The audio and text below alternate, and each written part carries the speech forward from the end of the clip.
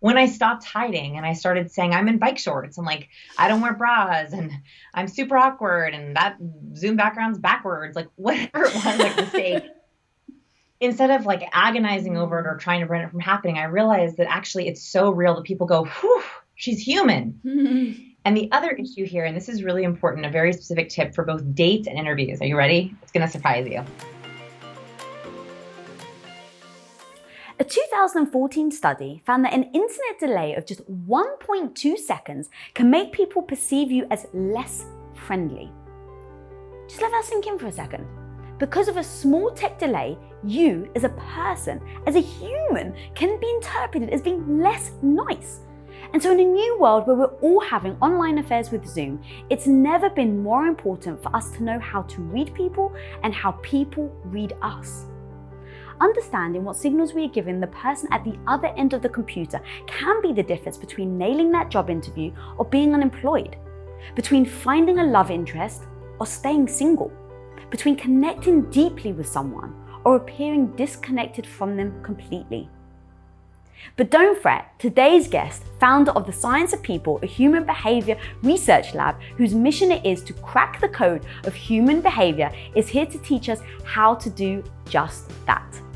The lead human investigator, she is here to tell us exactly what our video backgrounds, framing, facial expression, body language say about us. But just as importantly, guys, what it says about them. The author of the national best-selling book Captivate, a book that was chosen by Apple as one of the most anticipated books of the year, the ever-captivating my homie, Vanessa Van Edwards. Yay! Thank you for having me. I Girl! just gave my round of applause. I just did that. Which I freaking love, but that's why I love you. Everything you see, everything you do is so 100% transparent, authentic. You call yourself like the recovering awkward person. I mean, you just own all of it, which I freaking love. You know, like I have to say, like I went through probably a decade of cover up, of like trying to hide and trying to pretend and trying to fake it. And it was exhausting. I actually finally was like, I'm going to just be transparent because I'm too tired to fake it.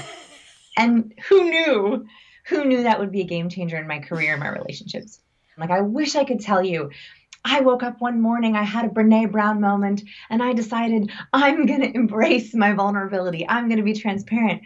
But I was so tired of trying to hide my awkwardness.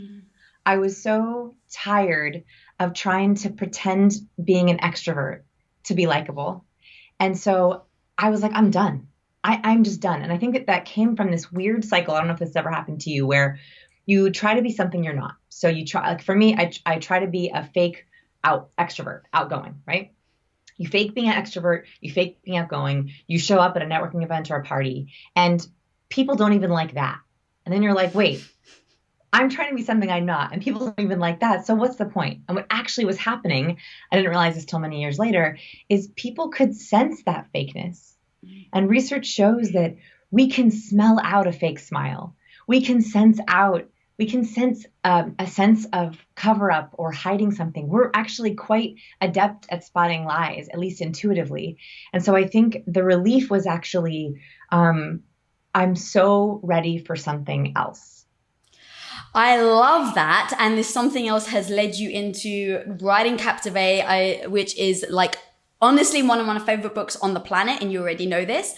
But actually, so I want to dive deeper into what you were just saying, because you were saying, you know, we hide, right? We hide the things we're uncomfortable about. We try to put, especially if we're going on a first date or if we've got a job interview or, you know, whatever it is, we try to put our best, show up as our best. Now, when you're going to a job interview, you can choose the best clothes, you can choose your favorite outfit, you can fake the smile, and you can walk in and try and say all the things you think you should say. Same with a date. But when you're at home, there's less that you can hide unless you use one of those Zoom blurs in the background or those fake backdrops. And actually, there's some science on this. This came out in March 2020, which I found very helpful. And they looked at fake backgrounds, so a virtual background, a plain wall, or a real room. Can you guess which one across the board was ranked the most favorable? Can you guess? Most favorable. I would say virtual background. So a real room by leaps and bounds. And by the way, I got this wrong too. And then second is a blank wall. And then last, and I mean dead last, is a virtual background. Now here's where this gets interesting. And as soon as I was very surprised with this. And then as I began to think about it, I realized why. So what we don't realize with video calls, we think they're easier in some ways than real life. We're like, oh, I can like wear my slippers. And like right now I'm in full on athletic shorts because I know that you don't have to see them. I don't have to wear my Spanx today. Woo! Like that's great, right? So I'm like, okay, that's easier. I'm barefoot in my shorts. So I think that's easier. And then I think, oh, like, it's just a video call. I hear that a lot. It's just a video call. But here's the problem. When we talk about interaction, it's actually more cognitive load to go on a video call. And there's a couple of reasons for that. One is in real interaction, we're getting lots of feedback loops. You're making eye contact with me. I'm making eye contact with you. Right now, I can see you nodding down there, but actually I am not making eye contact with you. I'm making eye contact with the camera. And so I am working extra hard to have faith that you are seeing my eye contact, but actually you're down there. And that happens a lot, right? Like on every computer screen, no matter how big it is, the camera is slightly off center from eyes. So already you're adding a huge barrier to the oxytocin feedback loop, which is, and I love oxytocin. Where is she? She's right on my wall. Love her so much. These are my 3 favorite chemicals. So oxytocin is the chemical connection. So already we have a barrier to connection, right? Like the loop is not quite there. Second, our brains are working really hard to do what's called proto-conversation, which is a great word. It's basically what's happening underneath this conversation. So how many video calls start like this? Oh, hi. Yeah, hi. Yep. Yeah. It's been good. It's been, yeah, pretty good. How about you? And like, there's this very weird awkwardness. You're not able to handshake. You're not able to make eye contact. And so your brain is working extra hard to overcome all of those things. Or you have someone who goes, hi, I'm so happy to be here. And they don't sound happy at all. They sound so unhappy. Like I do a lot of video calls. I always have, but now I'm especially doing them a lot. And like my favorite is when someone's like, yeah, great to see you all. Great to have you all here. The biggest fake lie I've ever seen. And so you feel really unwelcome when really what they're saying is, man, video calls suck. They might actually be happy to see you. What they're actually saying with their body, their nonverbal is giving away is, gosh, another video call. Another video call. So that our brain is actually working way harder in a video call, and a virtual background adds one more dimension of hard. So I love that you and I both have a real background behind us. And it's a little bit of a set. Actually, I do work on this desk, and that is helping our viewers be like, whew, at least we know where she is. Interesting. If it's a virtual background, the brain is always like, what's going on back there? What's back there? And then someone makes a big hand gesture and you see just like a glimpse of their window or like a glimpse of their child in the background. And you're like, ooh, I saw something real. Right. That's so true. Right. Like I'm obsessed with seeing someone's real background because I want to be like, how messy is their living room? Let's see. Right. But that's actually, so that's why I thought people were more interested, because it's like, oh, it shows personality, right? If you, Vanessa, and Lee Sibilu were like, all right, switch off the cameras and let's all choose a virtual background, I'd be really interested to see what you choose, because I think it shows a part of your personality. But I actually understand what you mean about seeing someone in a real space, and it alleviates that one question mark. Okay, you actually bring up a really good point here. And whenever we're talking about human behavior, there's lots of subtleties. So let's get into this subtlety, which I love.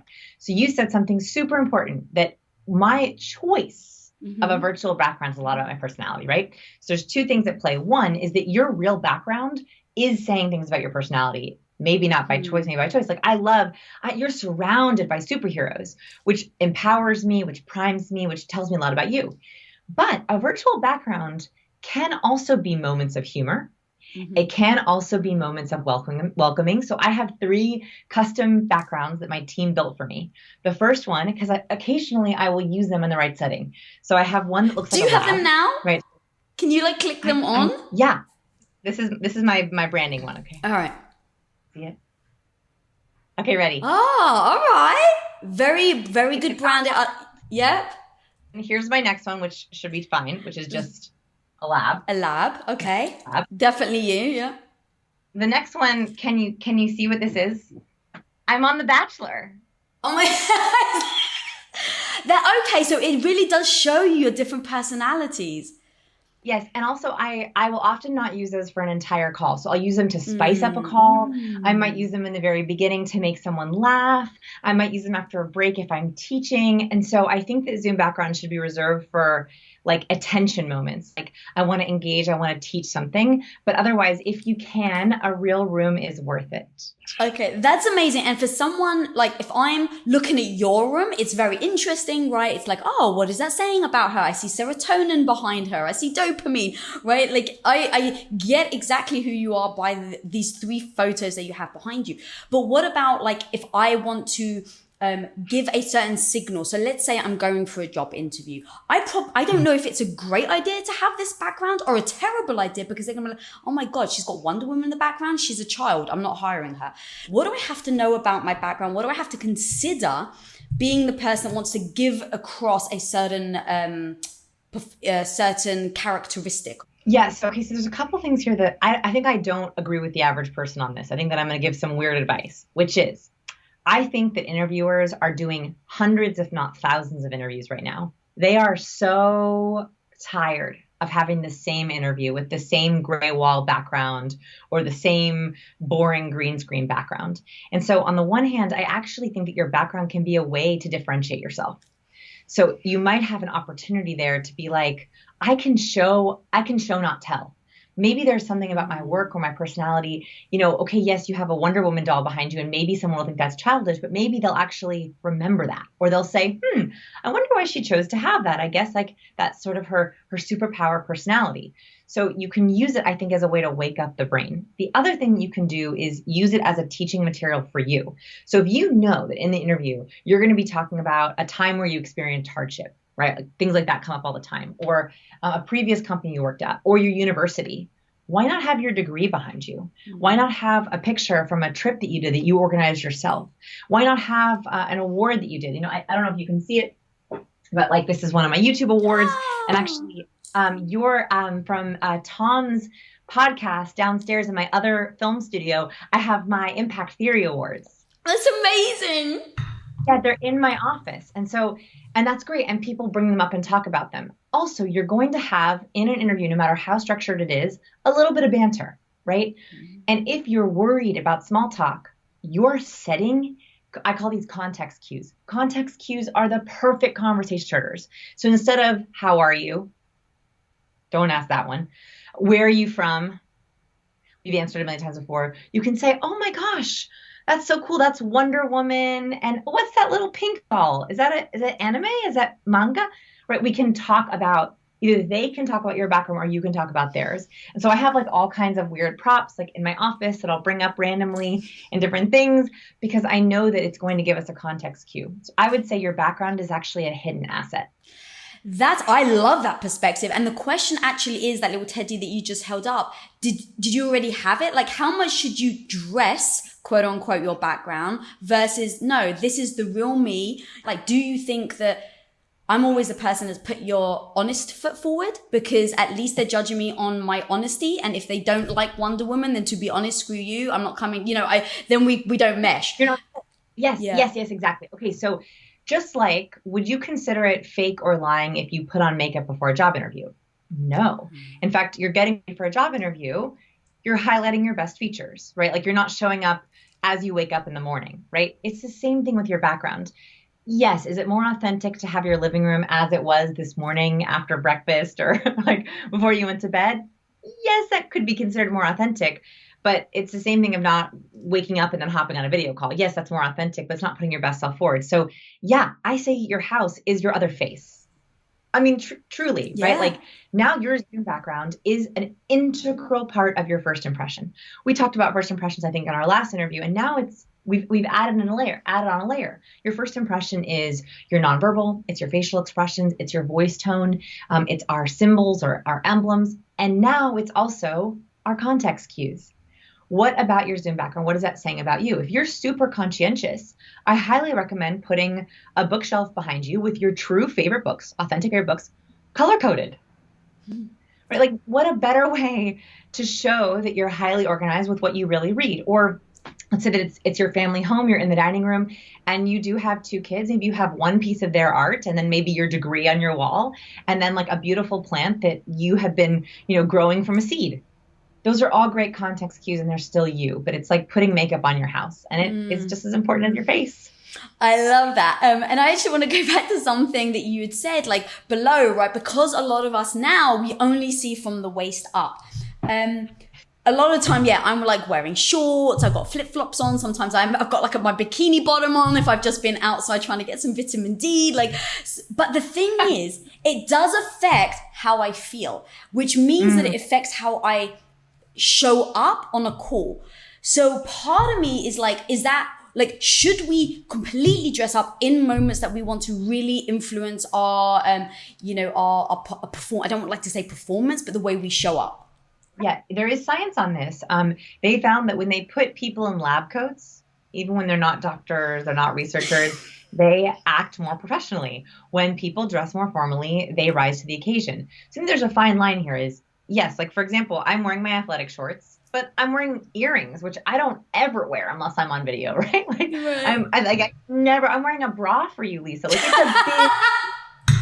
it's a really big day. For you, girl. Like a bra signals to my brain, girl, we're doing something important, because I'm never in one otherwise. Like that's enough. Like that's enough for my brain. If I'm in earrings and a bra, my brain's like, bring your A game. I don't need to be in heels. So you have to know for you, what's your triggers. I'm gonna give you one other secret little tip. So not only am I wearing an earring and bra for you, I'm also wearing perfume. So one thing that I have noticed, in social distancing is, so I've stopped using my purse and I've stopped wearing heels, right? And the idea of wearing heels on a call like this, I'm at a standing desk, which is really important I notice it affects my vocal power. But if I'm in heels, I start thinking about my feet. I get distracted. I want to sit down. I slump. I lean.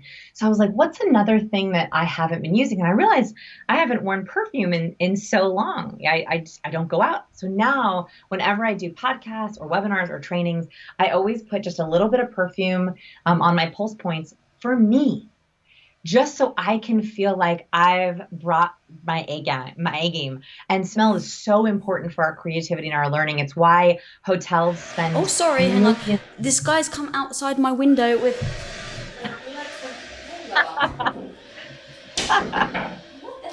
Excuse me, we're filming. I need to quiet, please, for 1 hour. Thank you so much. See, in fact... You want to talk about having to deal with the realities of doing an interview when working from home. My gardener had the air blower outside. Okay. By the way, we should keep that in because it's so real, because that's going to happen in your interviews, right? That's going to happen in your trainings. And the way that you handle that is actually scientifically proven to be amazing. And I'm going to give you two examples. Yes. So one study they did, they had students listen to recordings. And in the first group, they listened to a recording of, I believe it was a job interview. So a man answering questions about himself, and it went great. He answered a couple questions, and the listeners rated him on, competence and likability and warmth, things that interviewers listen for.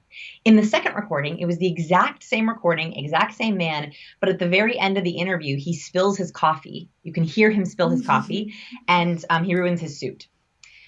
That version of the interview got higher ratings than the first version. And so I think we like to think that we should show up perfect. And this is, going back to the very beginning of the interview when I talked about I was just so tired of hiding. When I stopped hiding and I started saying I'm in bike shorts and like I don't wear bras and I'm super awkward and that Zoom background's backwards, like whatever it was, like mistake. Instead of like agonizing over it or trying to prevent it from happening, I realized that actually it's so real that people go, whew, she's human. And the other issue here, and this is really important, a very specific tip for both dates and interviews. Are you ready? It's going to surprise you. Okay. I'm so ready. So this is called the other shoe effect. This was a game changer in the way that I do both interviews and meetings.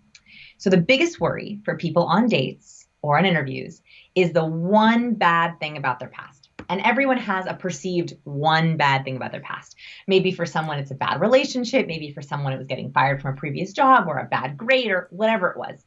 And so we all have this kind of like this, oh, the secret thing that we hold. And it makes us very nervous. We're worried, when is it going to come out?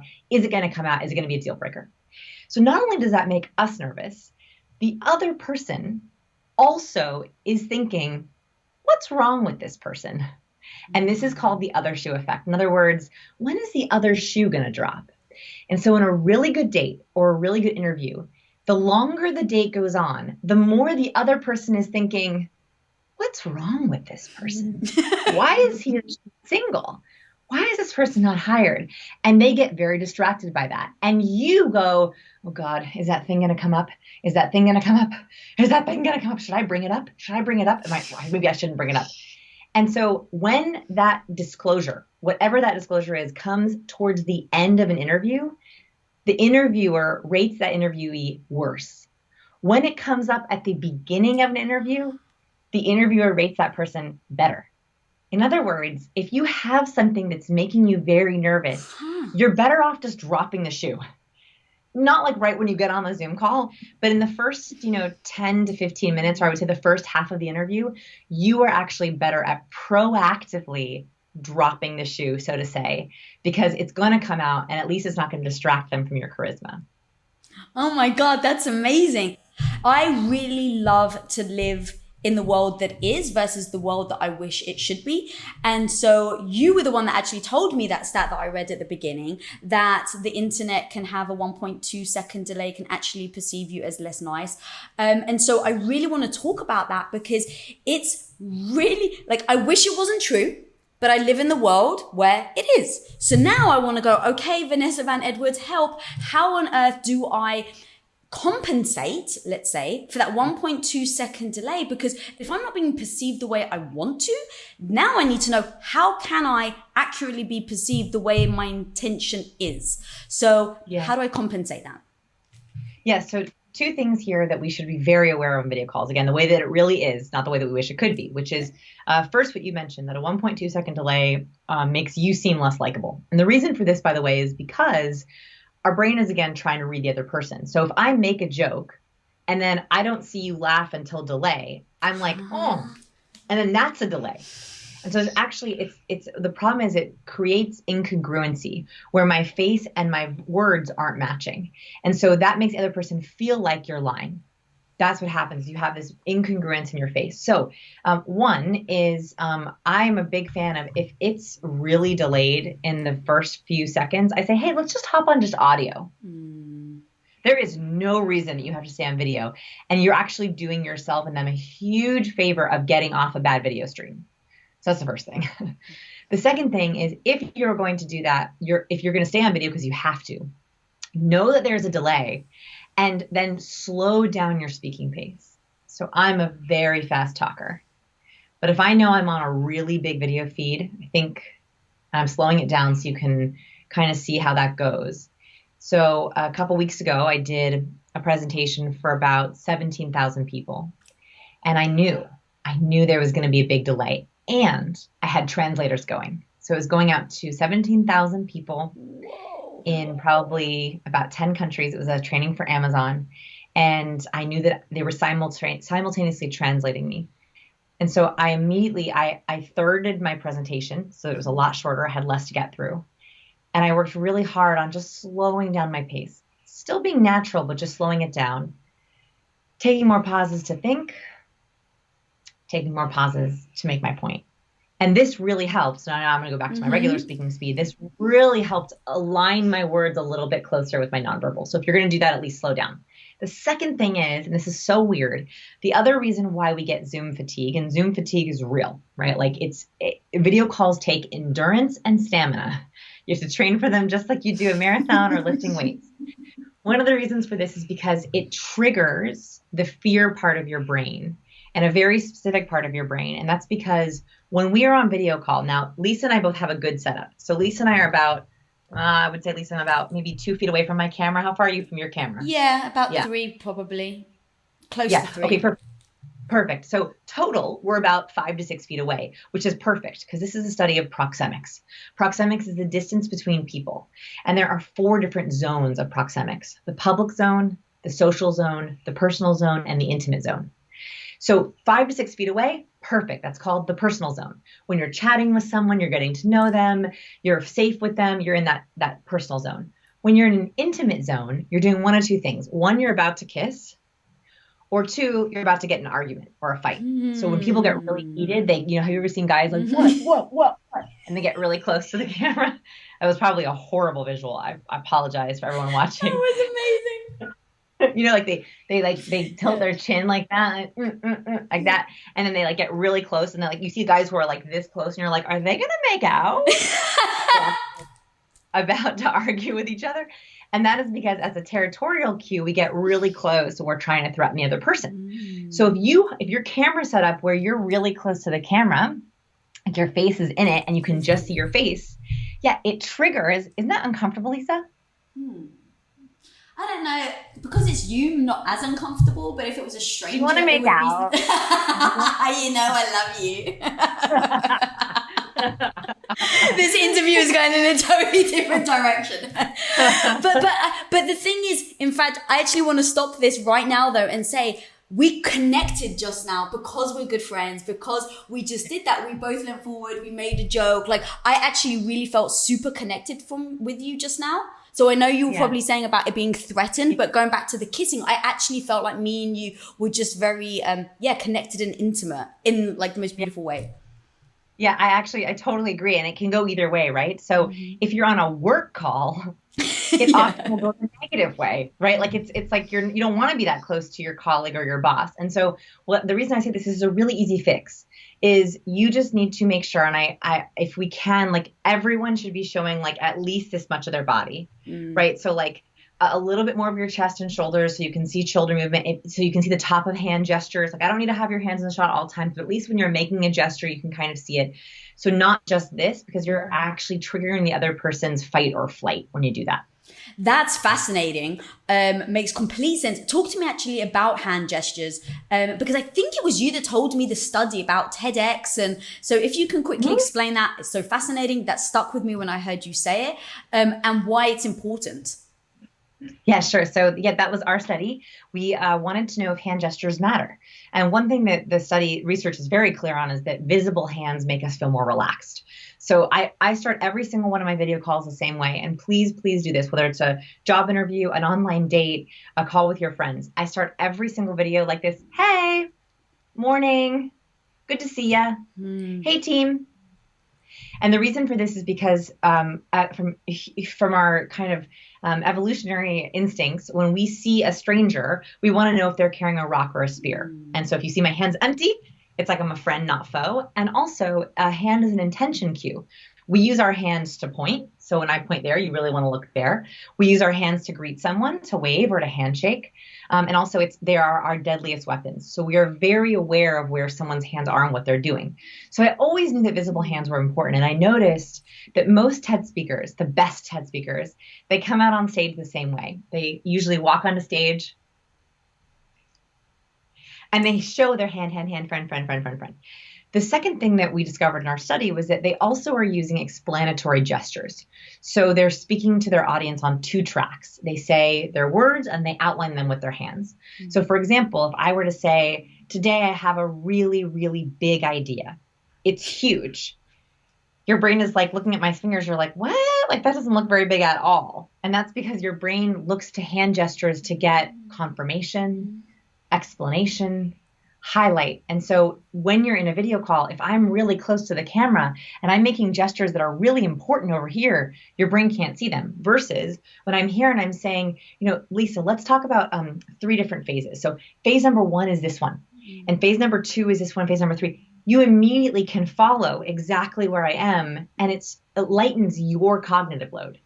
So if you're explaining highly technical concepts or you want your team to remember something and you're just using your words, it's like taking away pictures. We always love to see the pictures. And so adding your hands adds a dimension to your communication that helps your listener.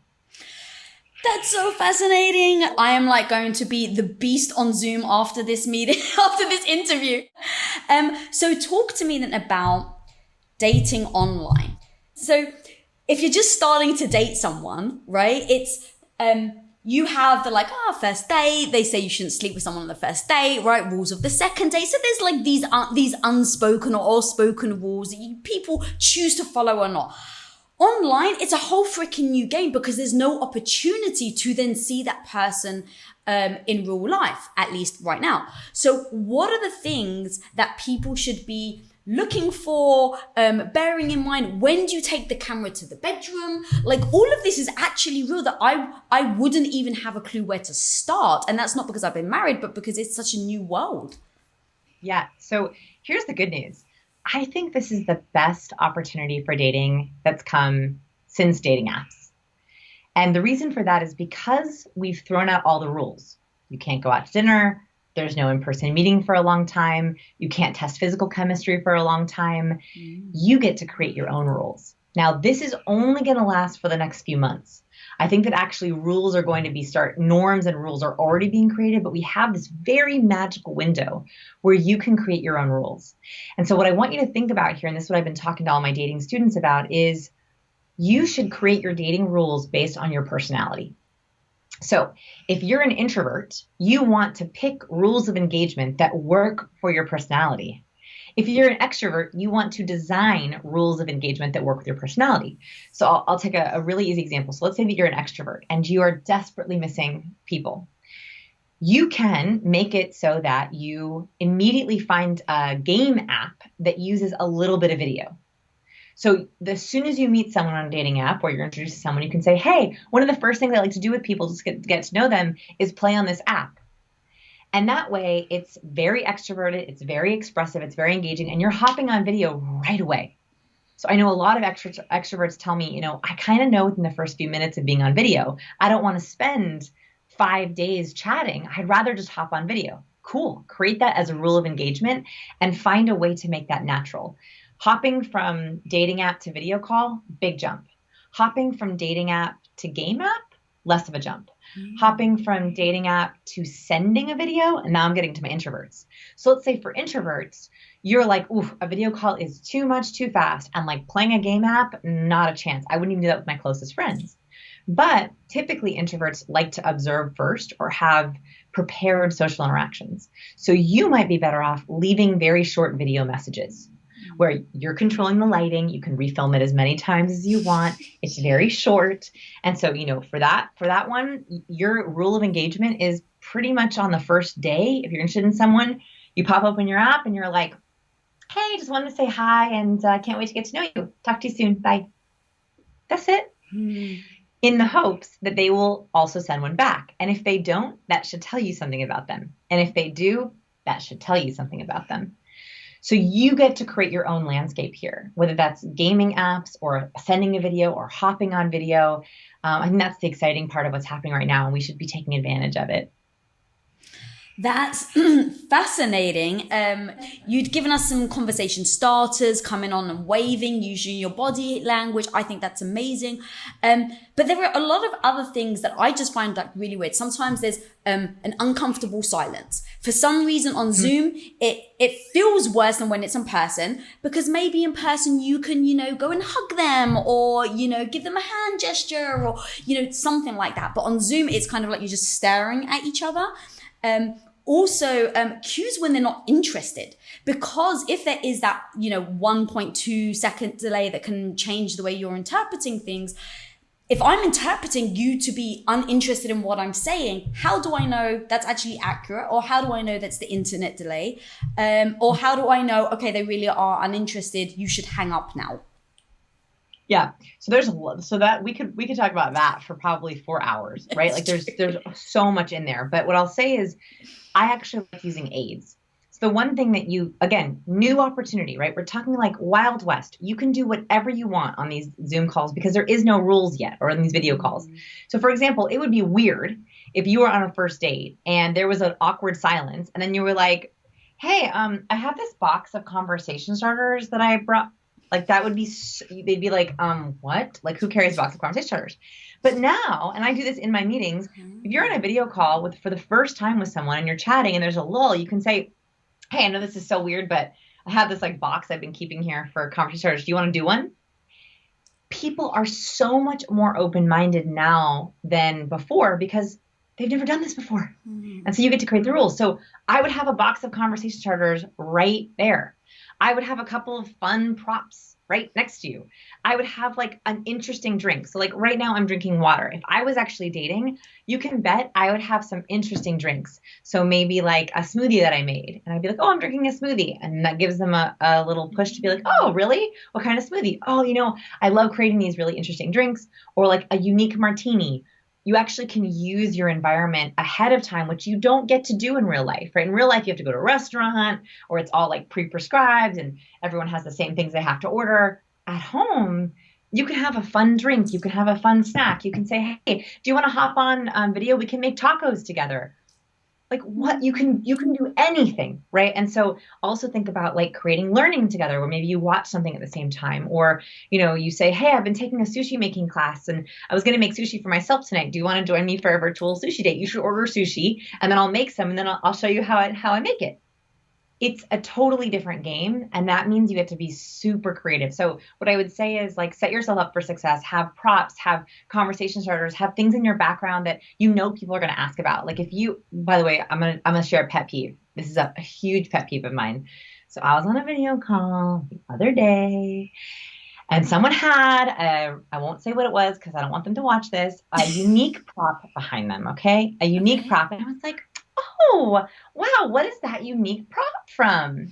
He was like, oh, that old thing. It was from a trip I took back in the day.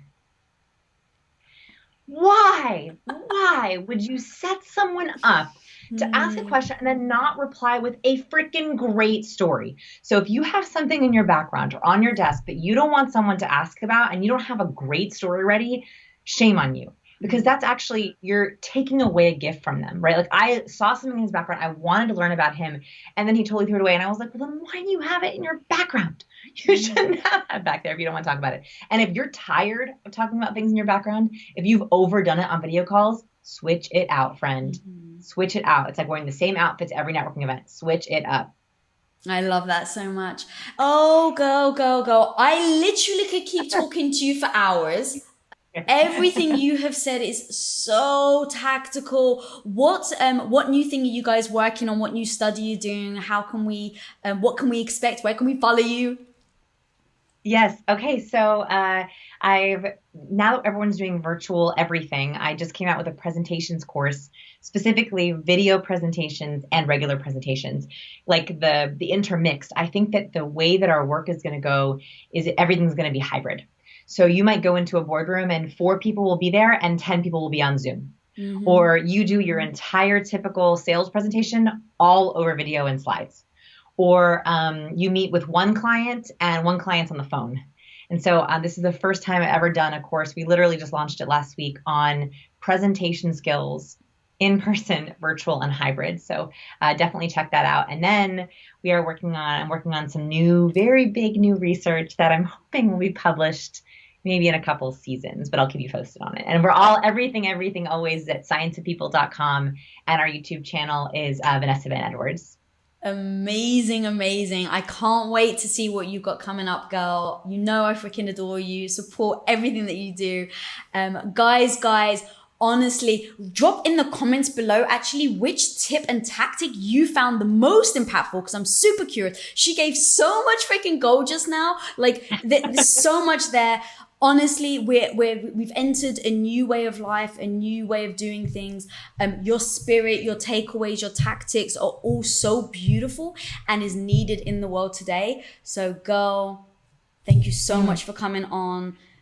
Oh gosh, thank you so much for giving me a space to share this. I hope that people who are listening, if you're feeling like, how long is this going to go on? I want to share that I think that this is the time where people are more open-minded than ever. People are looking for more empathy and compassion. And so if you can come at it from a place of how can I serve? How can I try something different? How can I create new opportunities? How can I rewrite the rules? I think that there could be a lot of tremendous growth that happens in this very, very difficult period. And I'm here to keep helping to keep sharing the tips. I've made it my mission that every single post that we put up is going to be helpful and relevant for right now. And so any way that I can help, pop in the comments if there's more that you want me to research or look up. And Lisa, thank you so much for always so kindly sharing your platform with me. Oh, girl, it's a true, true honor. Guys, go check out this woman, check out her website, check out the interview that I did with her about a year ago. That was freaking fire. And guys, seriously, until next time, be the hero of your own life. Peace out. What up, guys? Thanks so much for watching this video. If you'd like another dose of badassery, make sure you watch this video right here or this one right here, because I know you'll like them. But hey, also, while you're here, guys, you might as well click that subscribe button down there so you don't miss any future episodes. And until next time, be the hero of your own life. Peace out.